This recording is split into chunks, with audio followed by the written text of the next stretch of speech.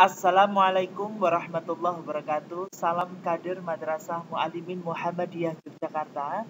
Bagaimana kabarnya kalian pada hari ini? Semoga selalu dalam keadaan sehat walafiat tanpa suatu halangan apapun.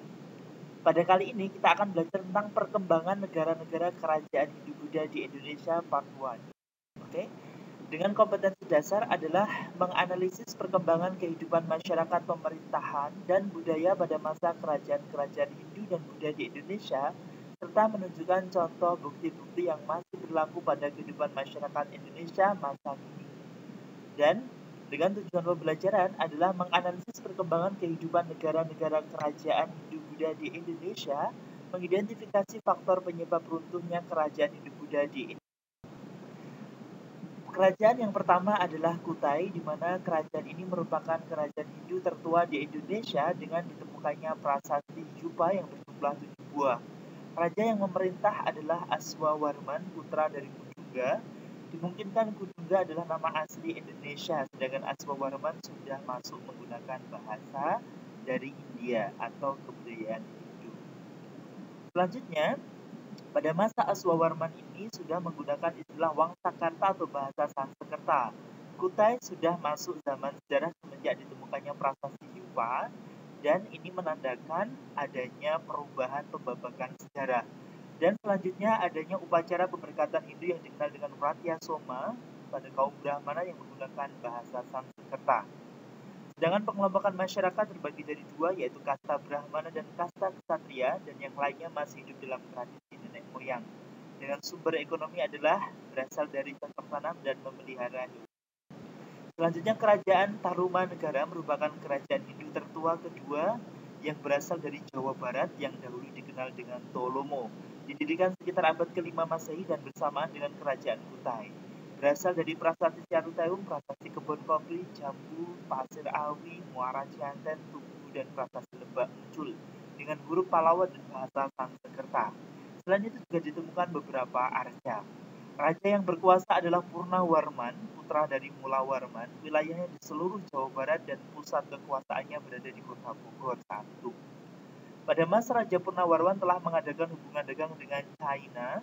Mata pencarian penduduk adalah bertani dan pembuatan saluran air Gomati sepanjang 11 km. Hal ini merupakan contoh dari adanya budaya gotong royong.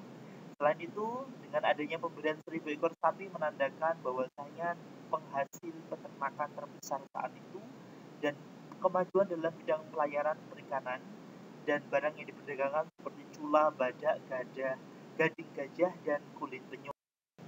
Selanjutnya, kerajaan Kalingga, ini berita dari Cina, juga disebut Holing, berkembang pada abad ke-7 hingga 9 Masehi, terletak di Gunung Muria atau Jawa Tengah.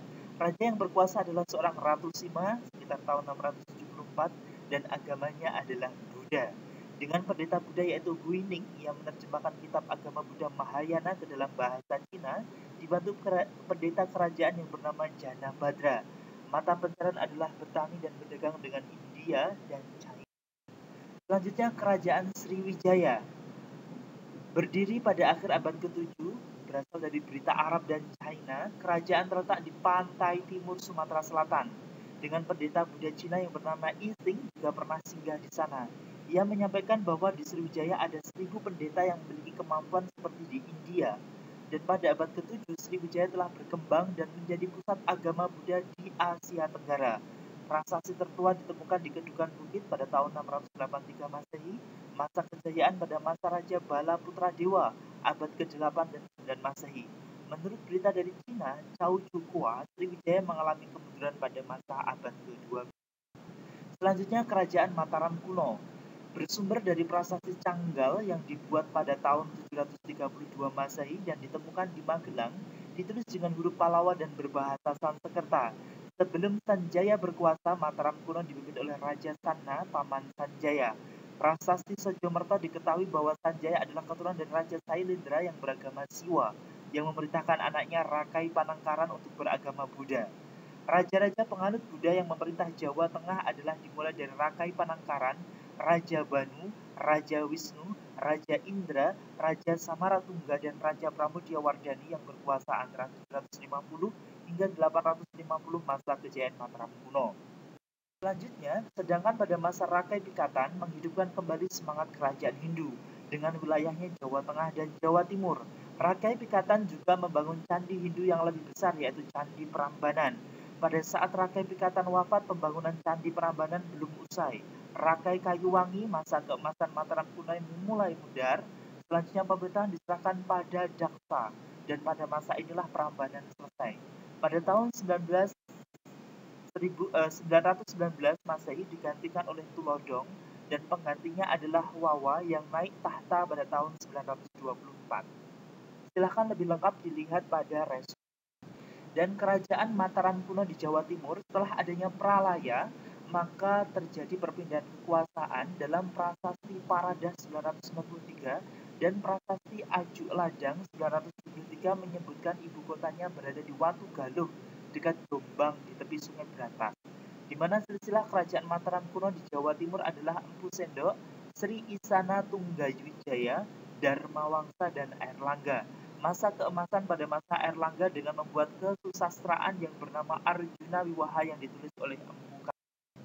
Selanjutnya, Kerajaan Kediri merupakan kelanjutan dari Kerajaan Mataram kuno di Jawa Timur yang dipimpin oleh Raja Airlangga yang memiliki dua putra yang dibagi dalam dua wilayah, yaitu Kerajaan Jenggala yang beribu kota di Kahuripan dan Kerajaan Panjalu atau Kediri yang beribu kota di Daha. Namun tepat pada tahun 1044 ini terjadi peperangan di mana Sri Samarajaya dari Kediri berhasil dikalahkan oleh Garasakan dari Jenggala. Dan sementara waktu Kediri tidak ditulis dalam sumber sejarah karena masih dikuasai oleh Jenggala. Setelah 58 tahun mengalami masa suram, Kerajaan Panjalu atau Kediri bangkit lagi sekitar tahun 1116 dengan raja yang memerintah adalah Rakai Sirikan Sri Bhameswara, Raja Jayabaya, Raja Sarweswara, Sri Aryeswara, Sri Gandra, Kameswara, dan Kertajaya. Di mana tugas kali ini nanti kalian adalah membaca secara umum materi perkembangan negara-negara kerajaan Hindu-Buddha di Indonesia, dan secara khusus membaca materi kerajaan Singasari, kerajaan Bali, kerajaan Pajajaran, dan kerajaan Majapahit. Selamat membaca dan semoga selalu sehat walafiat tanpa suatu hal apapun. Salam sukses, hebat, dahsyat, luar biasa. Sekian dari Ustadz. Assalamualaikum warahmatullahi wabarakatuh.